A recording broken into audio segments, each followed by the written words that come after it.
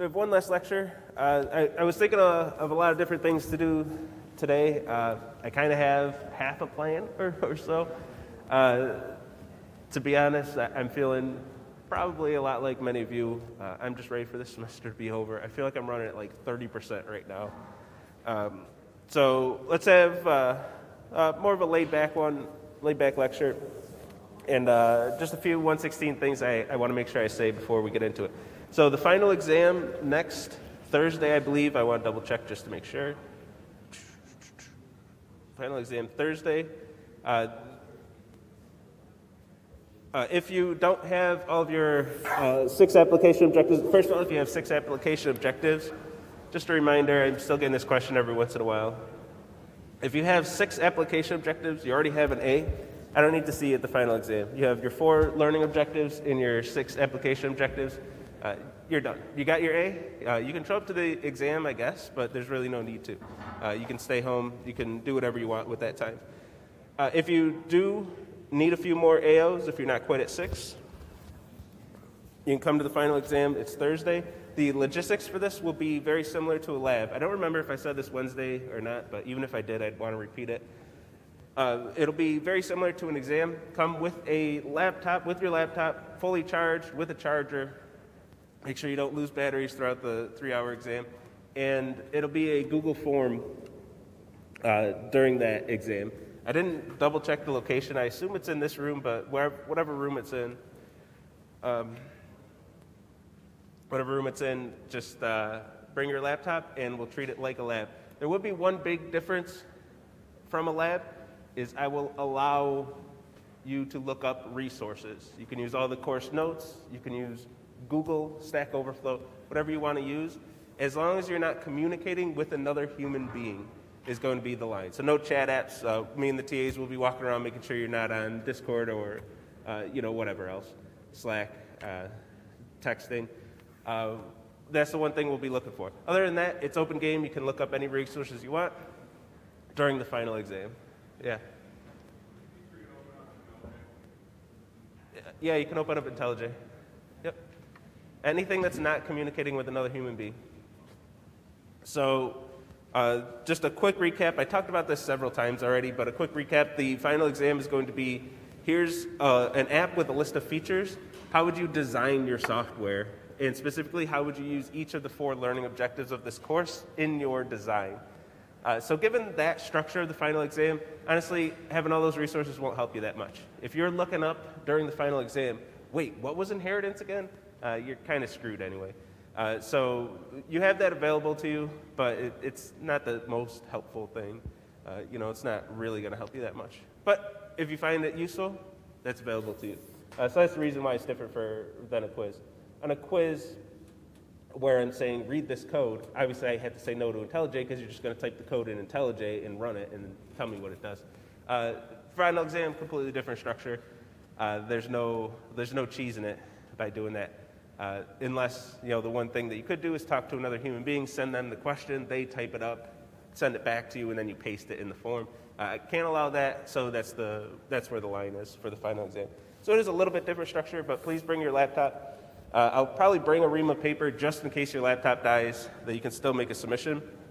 If your laptop dies after you typed for an hour in the thing, a piece of paper ain't going to help that much. So make sure it's charged, make sure you're ready for it. That's final exam. We did reach 70% on the course evals. It looks like we're not quite going to get 80, so it's about what I predicted. 76% we've been sitting at. So point of sale is unlocked. You can go and submit your point of sale. The grader will give you credit for your application objectives. You can get those application objectives in until the end of the day. The class really took a while to get there, so we only get like a day on point of sale. But if you've been continuing to work on point of sale after the deadline, and all you need to do is just make your submission to get your credit, go ahead, do that, get those application objectives. Right now, as of right now, there are 6 application objectives available on your projects.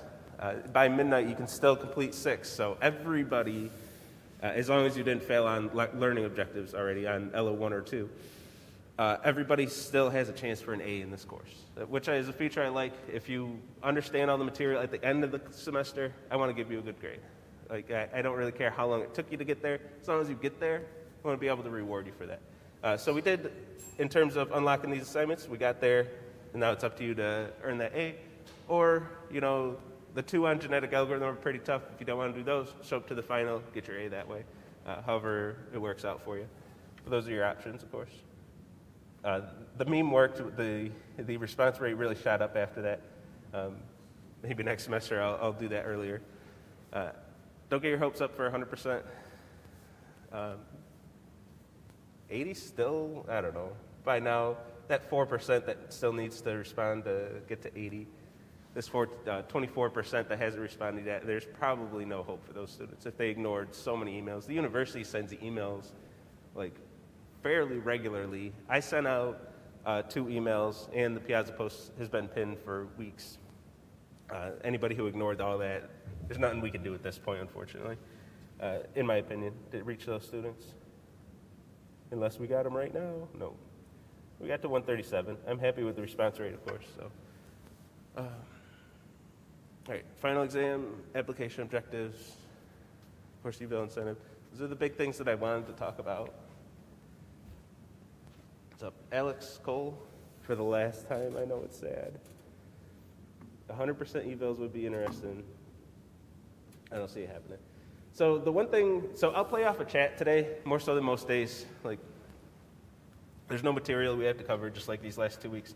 But left to my own devices, I'll give you a preview of 250 and 220. So personally, I haven't even looked at these courses in a while. You saw me right before lecture kind of skimming through them, making sure that I know what's going on in these. So it'll be a quick refresher for me as well. And I'll go through and just kind of give you an overview of each topic and kind of my hot take on each topic. And some of these, honestly, in 220, you would have to ask the TAs for these last few topics. I know what the topics are. I don't know specifically what they do in 220. Let me be clear on that one. So I'll kind of give a very wide stroke opinion on these ones. Yeah, left to my own devices, that's what I'm going to do. So I found the current syllabus for this semester for each one of the courses. And that's what I'll do if nobody has any suggestions. It's probably one of the more useful things that we can spend this time doing. All right, nothing. I still hate AVL trees. Truth. Nobody likes AVL trees. All right, so let's go through these. And I don't know why the slides end right here. I'm sure there's a good reason, but I don't know what it is. And we're on Dr. Kennedy's site. So if you're taking it with Dr. Kennedy next semester, I believe it's Dr. Regan teaching 250. I believe he's the only instructor next semester. Is that true? Yes? Okay. So there might be slight differences. Taking any class with different instructors, there are always the slight differences. But they should, or at least they are supposed to, stick to the material quite diligently. To my knowledge, Dr. Regan hasn't taught this course in a while, and not since the redesign, so I would suspect that he'll take this course pretty much verbatim and cover it exactly the way we're, at least close to the way we're going to go through it right now. So, and a lot of this, just skimming it before lecture, I'm surprised how much of this is kind of review. A lot of these topics are topics we talked about this semester, but you're, of course, in 220 and 250 going to go deeper into those topics. I gave you that fresh primer coat, and they're going to go in with the real paint and really solidify your knowledge on these topics. My analogy kind of broke apart there. But so starting off with Scala, debuggers, and profilers, I hope you're all aware, at the very least, aware that the debugger exists, and that you know how to use it in IntelliJ, at least to step through your program. I had a few students in office hours yesterday where I said, okay, what does it do in the debugger? And they've clearly never ran the debugger. They probably also haven't shown up to many lectures either. It's a strong assumption, but I would say that assumption is probably true. But anyway, debuggers and profilers, I'm happy to see this right up front. I can't stress enough. Testing. So testing isn't going to be required moving forward, at least not much to any, I don't know of any courses that require testing. And debuggers. I can't stress enough these two topics, how much time they will save you. It might be a pain to write those tests, You might have only done it this semester because I forced you to, but once you have those tests, it's so much easier to write that code. Especially next semester, I'm not sure what Dr. Kennedy's strategy is or Dr. Regan's will be when it comes to Autolab, but next semester, it's at the point where you really need to be limited in terms of Autolab, in terms of number of submissions and the feedback that Autolab gives you. I give arguably too much feedback in this course. I want to try to scale that back, but I'm just not exactly sure where to scale it back right now. But maybe even next semester I'll scale it back. But next semester, it's going to be scaled back. I know Dr. Blanton in 220 is going to give you a partial grader. That's what Autolab gives you for feedback. And then after the deadline, he uploads the full grader and then regrades all your submissions. So you don't get your full score until after the deadline. It's up to you to do your testing. So it's kind of implicitly forced testing, where if you're not doing the testing, you're going to get a worse grade. So you have to test your code somehow. So testing and debuggers, those are the two. And then profilers, we haven't talked about in this class. Profilers matter more for analyzing runtime. So that will be more important in 250, where the focus shifts from getting stuff done and organizing your code, which was the focus of this course for the most part. OOP and FP were two different paradigms of how to structure your code and how to reuse code and write very flexible code. You wrote a genetic algorithm, if you did AO1 on genetic algorithm, you wrote a genetic algorithm that can solve any optimization problem. As long as you give it a cost function and an incubator and a number of genes, it can solve anything. You wrote very, very generic code. We had a very generic merge sort algorithm that can sort anything by any comparator. We saw lots of ways to reuse code like that instead of hard coding for each thing. Anyway, that was the focus of 116. I shouldn't dwell too much on 116. You know what 116 is all about. When you get into 250, the focus is on performance. You want to use the appropriate data structure for the task at hand that's going to be most efficient. In this semester, even towards the end of the semester, if you're appending to the end of a singly linked immutable list, linked list, it's super inefficient, but you could still get away with it in most cases. 250 is going to break all those habits and say, no, you're going to choose the right data structure, you're going to care about the runtime of all your data structure operations, and you're going to be optimum. You're going to be the best that you can be in terms of performance, in terms of time performance specifically. They might do a little bit of space performance. I don't really think so. Maybe when you talk about B trees. So debuggers, testing, and soon to be profilers are going to save you a ton of time. Take that lecture seriously. If you haven't really used the debugger this semester, please take it seriously next semester, or even practice over the break. Get used to that debugger. I mean, I just can't stress, I'll try to not dwell on it much longer here, but I just can't stress enough how much time it saved me, and I want to share that with all of you. It can save you so much time. Computer science, this degree doesn't have to be a degree full of all-nighters like most people make it. But if you don't learn that debugger and you don't learn how to test your own code effectively, it's going to be a lot of all-nighters. It's going to be a lot of stress. It's going to be a lot of banging your head against the one bug, where if you ran the debugger, you would just see exactly where the error is, and then you'd be able to fix it real easy. So I'm glad you're getting a refresher right from week one on debuggers. Profilers, I'll just give a quick overview. It's going to run your code and tell you how much time you spent in each one of your methods. It's going to tell you where you lost the most time effectively. So if you have a slow runtime, the profiler says, you have a slow runtime because this method is taking frickin' forever, and it's being called 10,000 times throughout the run of your code. It's going to give you lots of runtime information like that. Okay, let's start going through these. Asymptotic notation, we do very little of this in 116. 116 is not about performance, so I don't want to dwell on it too much, but when I talk about merge sort and comparing it to insertion sort, I like to talk about it, or selection sort, I like to talk about it a little bit just to show, like, why wouldn't we just use selection sort for anything? Well, it's because it's slow. It's provably asymptotically slower than something like merge sort. So you're going to spend a while on this. This will be a big chunk of the course, is taking an algorithm, usually related to a data structure, because it's data structures, and analyzing how long that takes. And when I say analyze, I mean proofs. That kind of 191 style proof, but taking that to the next level. Instead of proving like these two mathematical statements are equivalent, instead we're going to say, here's some code or pseudocode usually. What's the runtime of this? Analyze it and prove that that's the runtime. So asymptotic notation is coming back in a big way in 250. You can see right here 4 lectures on it. And then that's going to reoccur throughout every single data structure you talk about. You're going to talk about the asymptotic runtime of insertions, deletions, finds. I guess those are the big ones. I feel like I'm blanking on something, but the basic operations that you need to do with data: inserting into the data structure, removing from the data structure, finding something in the data structure. Oh, iterating, I guess. Yeah. Is that always O of n though for every data structure? Probably.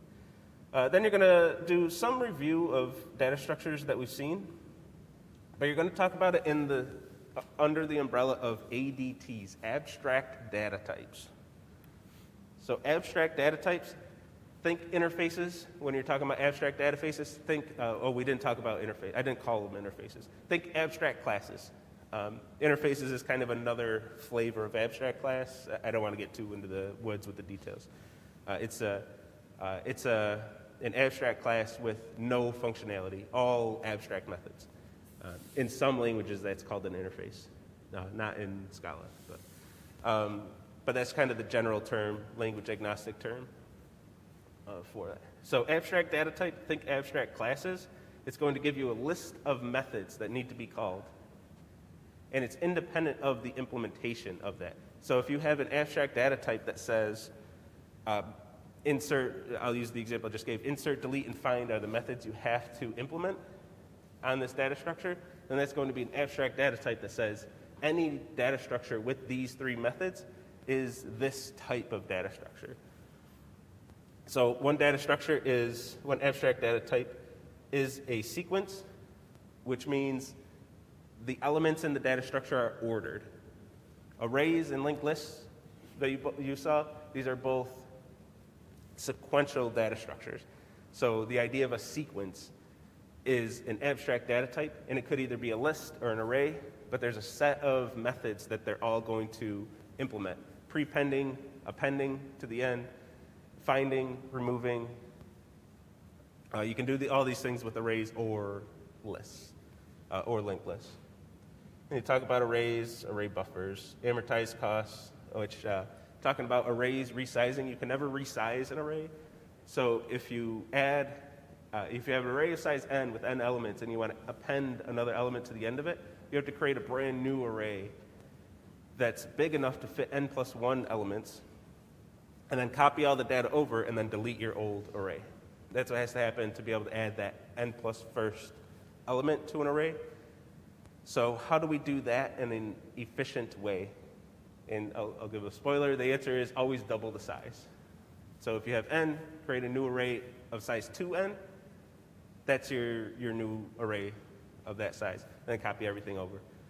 And then you'll throw some nice asymptotic notation, some proofs, some math, and you'll prove that that's asymptotically the most efficient thing to do is to always double the size of an array. Or triple, multiply by some constant, effectively. But we like to double because we like 2s in computer science. We like base 2 and everything. A lecture reviewing linked lists. You should be comfortable with linked lists, but you're going to go farther. Kind of want to open this one up, to be honest. I believe they cover doubly linked lists.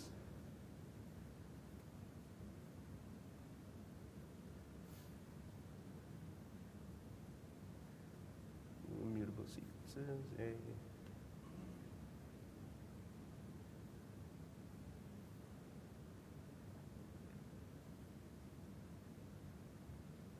This is some nice runtime analysis here.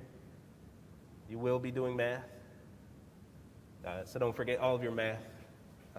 That's coming back in a fairly big way. Singly linked. This should look familiar. This is pretty much identical to the way I do it. Wonder if he does null. Yeah, he does do nulls. Andy probably stole this from me, and then we like to be consistent. So I don't know. But anyway, it looks exactly the way I do it. But then you're going to get different here. You're going to get into doubly linked lists, where instead of just having a reference to the next node, you also have a reference to the previous node. The advantage to this is that you can store a reference not just to the head of the list, but also the tail of the list, the last element, and you can work from either end of the list. So for example, when we're building a queue and we said it's really, we can work with the head of the queue easily, but when we have to work at the other end of the queue, things get really inefficient. Doubly linked list, specifically a mutable doubly linked list. It's having an immutable doubly linked list is problematic. But with a doubly linked list, you can work from either end and very efficiently work with that data because you can go either direction through the list.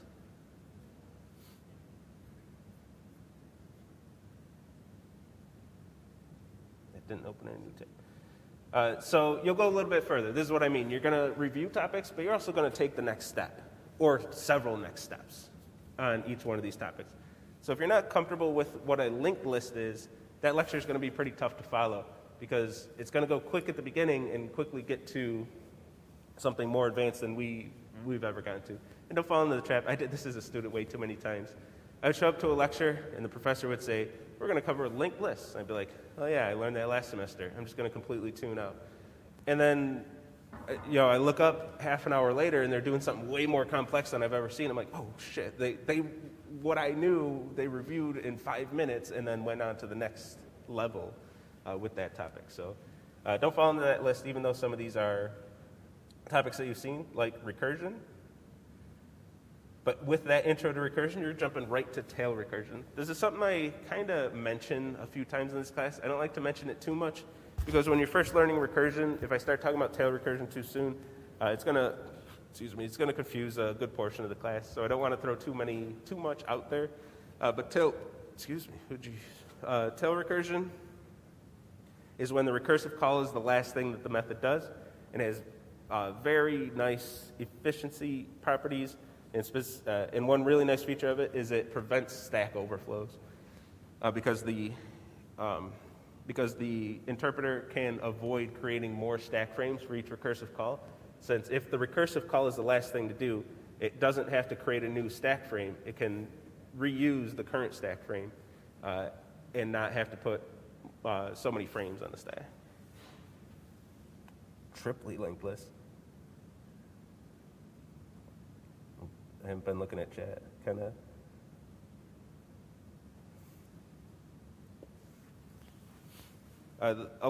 So if you're in the computer science program, the flow sheet does recommend taking 220 and 250 at the same time. It's tough to do that. Like if you're comfortable with 116, you're feeling good about this course, I mean, go for it. Just take both of them at the same time. But if you've struggled at all through this, there are students either in the CEN, the computer engineering, where the flow sheet tells you to take one before the other. I forget which one first.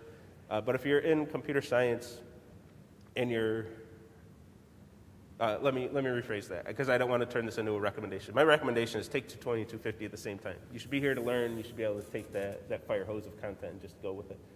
But what some students do is take 220 first and then 250 first and then 220 later, because 250 is a prereq for a ton of other courses. You really can't move on very much without 250. You can take 341 and maybe a couple other courses that I'm forgetting about, but you really can't progress through the major until you take 250, where there are fewer courses that have 220 as a prereq. So if you're going to take one of them, students tend to take 250 first, just because it unlocks and opens up so much more.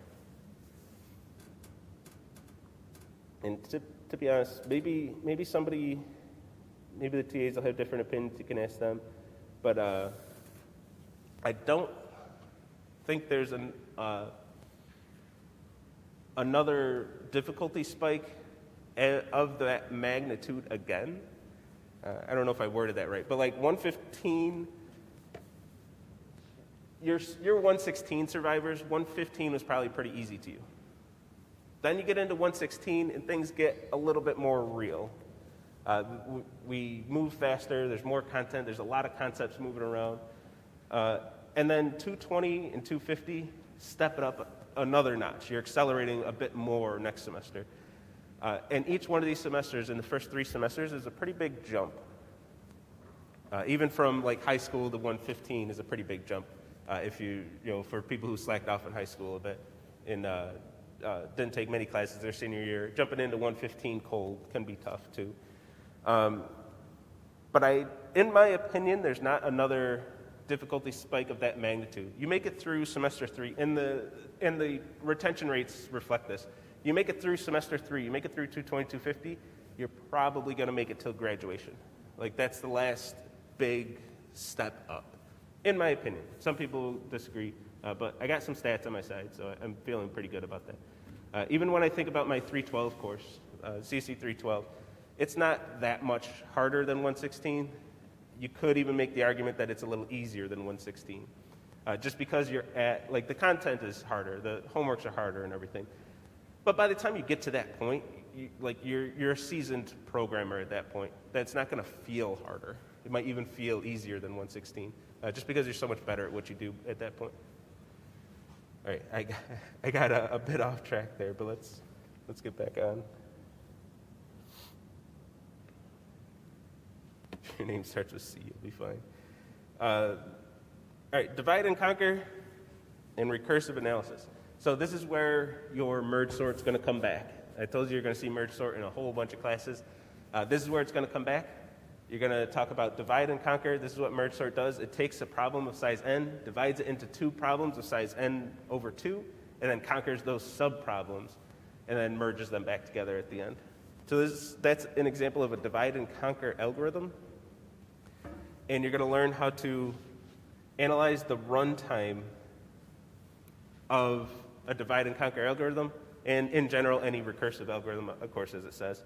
So how do you analyze the runtime? I did a very hand-wavy proof. I didn't actually prove the runtime of merge sort in this class, but I showed you kind of, this is how the proof goes. It was like an overview of how the proof goes. In 250, you're going to formalize that mathematically and actually analyze and prove mathematically that the runtime is O of n log n. Technically theta of n log n. I saw some thetas in the slides, so it looks like they're going to do big O, big omega, and big theta. You're going to see all that stuff. So that's what these 2 lectures are. I assume you're going to see a lot of merge sort in these 2 lectures. And there's your merge sort. You're going to see a lot of merge sort those 2 days. Stacks and queues, I don't know what they can really add to what I mean, I'm not shy about my opinions on stack and queues. I think they're pretty boring. They're linked lists with some functionality removed, which makes them boring to me. But you'll talk about them. The big thing with stacks and queues is when you stick to the interface of push, pop, enqueue, dequeue. I don't know if they'll do it in 250 if they do this one, but peak, top, front, and back is back. I don't think back is. All the methods that you're going to call in stacks and queues, they're all big O of 1 runtime. They're all constant runtime. That's the advantage of stacks and queues, is that they are efficient. So you're taking a linked list and you're stripping it down to the most optimal methods and then restricting yourselves to those. So you lose functionality, but you're forced to be efficient. My counterpoint is just be efficient. Nobody's got to force me to be efficient. I'm just going to call the right methods. But if you got a junior dev on your team, you're seasoned out there in the workforce, you got 10 years of experience, and you're hiring an intern, maybe tell them, here's your stacks and queues, so you can't mess it up. That's kind of the way I see the usefulness of where I see these, and I'm not really convinced that that's very useful. Just train your interns and teach them things if they're lacking in some areas. I feel the same way about access modifiers. Putting private on variables, just tell people not to, people shouldn't be messing with things they don't know what it does, and I don't know. But those are opinions for another day. Graphs. We talked about adjacency lists, and we use adjacency lists in this class. This is probably where things are going to step up. I shouldn't say step up, but this is where you're going to cover a topic that we talked about this semester, but we didn't go super deep into graphs. And since I give you the making a graph code in the homework, and I give you the BFS code. There's not a whole lot that I'm asking you to do with graphs, especially in office hours. I see that there's still a pretty big misunderstanding of how graphs work. I'm okay with that in 116, obviously, or else I wouldn't give you all that code. I'm okay with that in 116 because I just want you to know what a graph is, so you're not going into these lectures completely cold. They're going to review graphs, make sure you remember what they are, and I used adjacency lists. You're going to learn about adjacency matrix as well, and kind of relearn graphs. Breadth first search we covered. You also add depth first search, which instead of going like layer by layer, depth first search just goes in one path as far as it can, and it starts backtracking. Is my very, very quick overview on depth first search. And analyzing the runtime. DFS and BFS are O of M plus N runtime, where M is the number of edges and N is the number of nodes, and you'll get to prove that that is the runtime of these algorithms. Good times to be had. Priority queues or heaps, are these two? I'm guessing this is not on the midterm, because priority queues and heaps are very similar topics. I'm actually blanking on the difference between a priority queue and a heap. It's a way to have a sorted data structure in an array.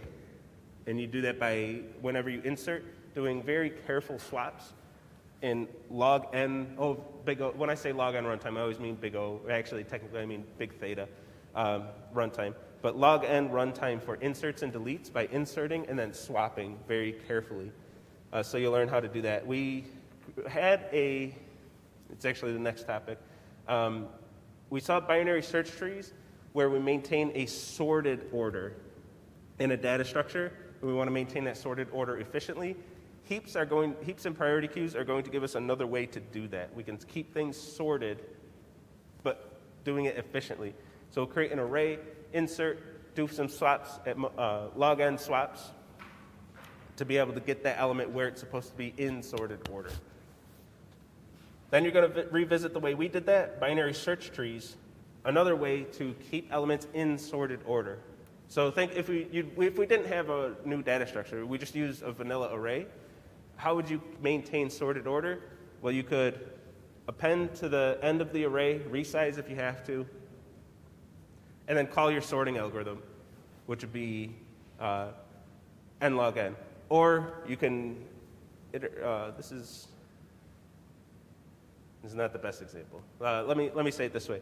You would do binary search, would be the best way. You do binary search, figure out where this element goes, and then when you insert it there, everything that's after that element, you have to push down by one element in the array. So you have to move all of this data. So say you insert the value that's supposed to go in index 0. You're taking the entire array, shifting it over one value, and then inserting.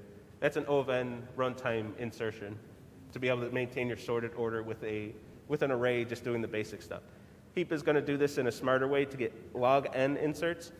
And then you're going to revisit the way we did it in this class, binary search tree, to get log n inserts. It's a good review for me. I'm remembering all this stuff as we go. I know all this stuff, but I just haven't talked about it in a while. I haven't taught 250 in 5 years. So binary search trees, and then you're going to answer that question that I left you off with at the end of the binary search tree content, where I said, if we insert, the way we inserted in this class, if I insert values in sorted order, I end up with a linked list, and everything blows up to O of n runtime at that time. But with these binary search trees, what we want is log n runtime for everything. Log n insert, log n deletes, log n find. I don't have another one. I thought I had 4. And O of n iteration through our traversals. So you're going to achieve that. So how do you maintain log n depth of the tree is what we want. I don't want to review that whole lecture. I'm trying to think of the quickest way to say it. But you're going to learn about self-balancing trees, where if you insert in sorted order, the tree will restructure as you're inserting to maintain a more balanced structure as it's going. And all those rebalances have to work in log n time. This is probably the bane of most students. I didn't like these either. It's, to be perfectly honest, it's just kind of boring. It's interesting in one way, like, oh, it's neat that these trees can self-balance. But you're going to get into the weeds of the details and exactly every condition of how the restructuring happens based on a multitude of scenarios that can happen. And you're going to have to memorize those and then regurgitate them on exams. That's where it really gets boring. For my intellectual purposes, I'm just happy that these trees exist, and it's really cool that we have self-balancing search trees, binary search trees, that there are ways to do it. But you're going to get into the weeds and the details, and you'll learn to hate these. Hash map is best.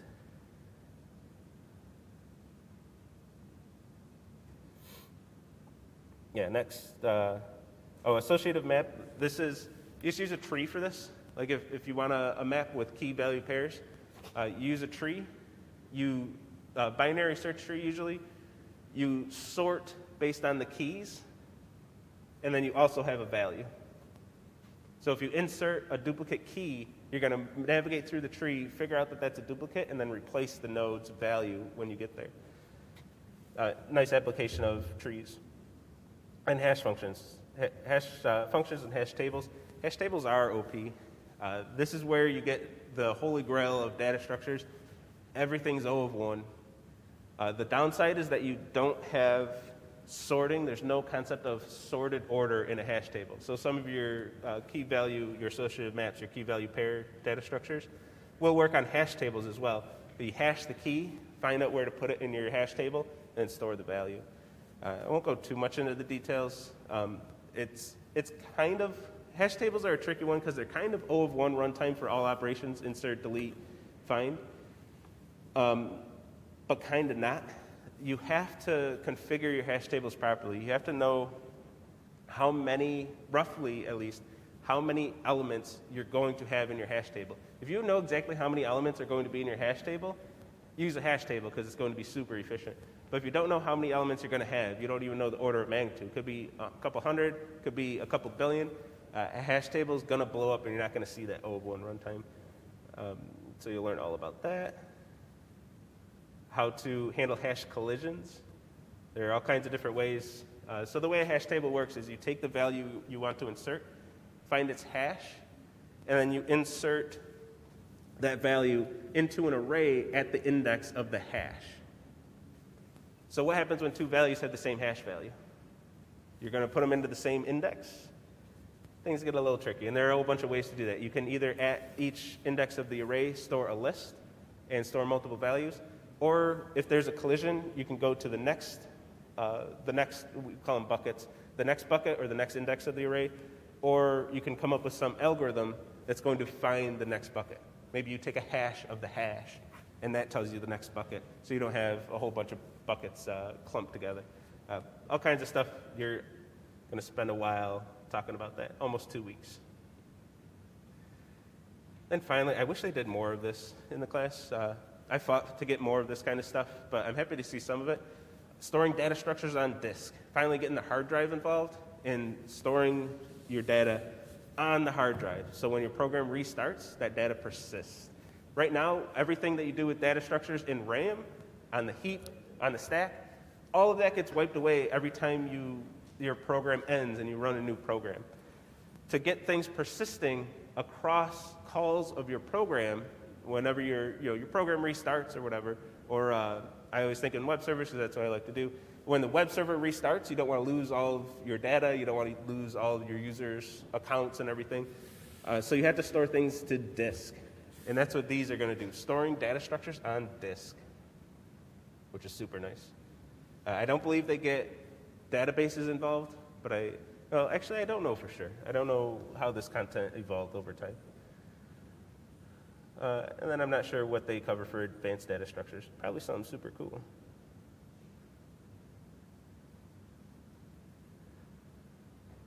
Okay, and I guess we'll briefly, I know a lot more about 250 than 220. So it's kind of better we save 220 for the last 10 minutes here. Let me see if I got anything. to use a better algorithm to prevent hash collisions.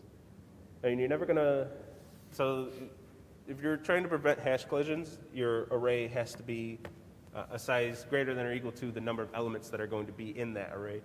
Typically, you don't want that in a hash table. You want it to be a little bit smaller than the number of elements that it's going to store. So a little bit smaller than n. I guess I can't even say that. No, I take that back, because I think there is a magic number that's greater than the number of elements. You know what? Scratch that. Don't listen to that. I don't know what I'm talking about on that one. All right, let's just let me scratch that and just go to this. We'll go through Dr. Blanton's lecture topics. Just do the same thing here. Anybody have questions, by the way? I've been kind of looking at chat.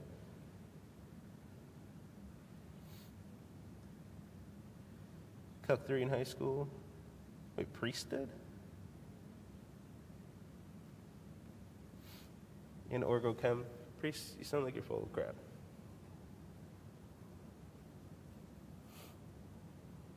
No, I'm not gonna mess with it. Priest isn't in the room for anybody wondering. He took the course in a previous semester. All right, so you're gonna start with C. You're gonna, right off the bat, programming language in, are these weeks or days? Looks like days. Programming language in 2 days. You're gonna learn C. Then you're going to reinforce this throughout the semester. Kind of like in this semester, I said, here's Scala, and I believe I did do 2 days. How long was it before I introduced testing? Maybe 3 days, 3 lectures. So very quick, you're going to get a language thrown at you, and then it's going to be reinforced as you go through the course content. Like all this is intro to C. You're just going to reiterate everything that you know about program, not everything, but your 115 content in modules 1 and 2 in C. Variables, strings, loops, control flow, good stuff. You know all this stuff, you're going to do it again in C. So I guess 5 lectures. It's not fair to say 2. And then memory and pointers, this is going to be your first topic. We talked about references in this class. In C, you have references, just like we saw them in this class, and also pointers, which are slightly different. It's a value that stores a, I shouldn't go down this road. It stores a pointer which refers to the element which can be replaced. You know what, I'm not going down there. That's embarrassing. I should know the difference between pointers and references off the back of my head. The problem is, I forget off the top of my head because the terminology is kind of mixed. I believe references in Scala are similar to pointers in C, if I'm not mistaken, but don't take my word for any of that. But you're going to go into the heap and stack is the main purpose here. You're going to go into the heap and stack. That's coming in hard on week 2. Looks like Friday of week 2 we're at. You're going to be seeing stack and heap, and you're going to have to remember that stuff and how these pointers refer to things throughout memory. And your pointers in C can refer to things that are on the stack or on the heap. So there's all kinds of things going on there. Programming practices are always good lectures. You're going to, just like I say, testing and debugging, do these 2 things. Dr. Blanton's going to give his opinions. You should listen to him. The dude's freaking brilliant. He's been doing this for a long time. He has a lot of industry experience as well. He hasn't, he's not an academic, stuck in academia like I am. He's been out there in the world. He wrote a lot of commercial software. Pick his brain when you get a chance. He loves having students in office hours, asking them questions about anything. In these 2 lectures, you're going to get a lot of his practical experience, I believe, is what he covers there. I guess I can check. Yeah. Yep, a lot of good stuff there.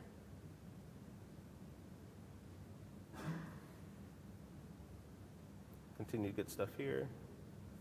Memory allocation. In C, you don't just say, new thing, give me an object, and you get a reference to it on the heap. None of that. You have to manage your own heap space. You have to start with something called malloc, or memory allocation, which I believe you implement, and go to the operating system, ask for a certain number of bytes of memory, and then you have to, at the byte level, manage that memory and store your values manually.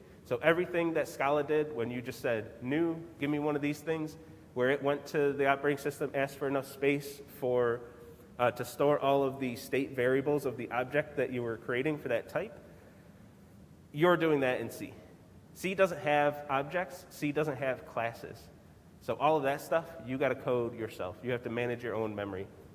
I think this is where things start getting real, when you have to do your own memory management.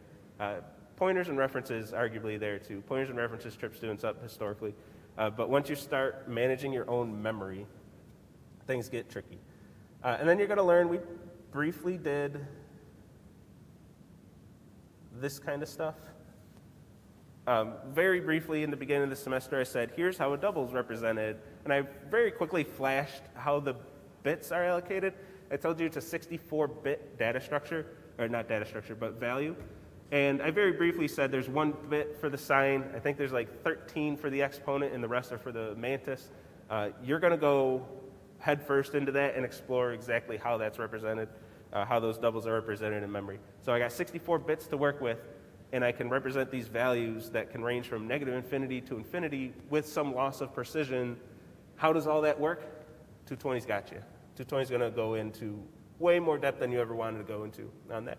And you're going to really understand how those numbers are working in the machine. In 116, I leave it at make sure you're using that, comparing the difference of the absolute value of the difference and making sure it's less than some epsilon. That's where I want you to be in 116. It's about as far as I need you to go in 116. It's the very practical, like, you're writing code. How do we get things to work? Well, you got to do this thing with the epsilon. In 220, you're going to explore why. Why was that epsilon needed, like, in very excruciatingly deep detail? Exactly why that's needed. And also integers. Integers are less interesting. I believe you would go over 2's complement. I didn't think that was a 220 topic, though. Yeah, 1's complement. 2's complement. Yeah, I guess you do. I guess that is I didn't know there was a 220. I thought that was, you know what, I think it's a 241 topic, but we don't require computer science majors to take 241 anymore. So I guess it does have to be covered somewhere. Here's the place for it. How does a machine, I didn't go in depth at all on this. I just said integers are 32-bit, longs are 64-bit. 1 bit is for the sign, so here's your range, and you can overflow them. Let's move on. That's all I did in 116. You're going to see exactly how integers are represented in 220. Bitwise Operations, we didn't talk about it all in 116, so that's brand new stuff. This is stuff you talk about in 191, I believe. Bitwise Operations. I only got a minute, so let me process anatomy. This is the stack. When I first introduced stack, I said there's a bunch of overhead here at the bottom of the stack. We're going to ignore that in 116. Well, guess what? You're not ignoring it in 220. You're going to explore how that works. You're going to talk about things like the program pointer. Is that what it's called? How each stack frame keeps track of where it returns its execution when control returns back to it. Things like that. Compiler stuff. Concurrency is going to come back strong. You're actually going to have to code your own concurrency, and not in the actor system. The actor system is pretty easy to work with. In 220, you're going to work with your own threads and manually create your own threads. Then, all right, well, we're at the end of the time, so that's a perfect way to leave it. So that's it. Some of you I'll see on the final exam. If not, have a great break. Maybe I'll see you somewhere down the road. Good luck, everyone. Take care.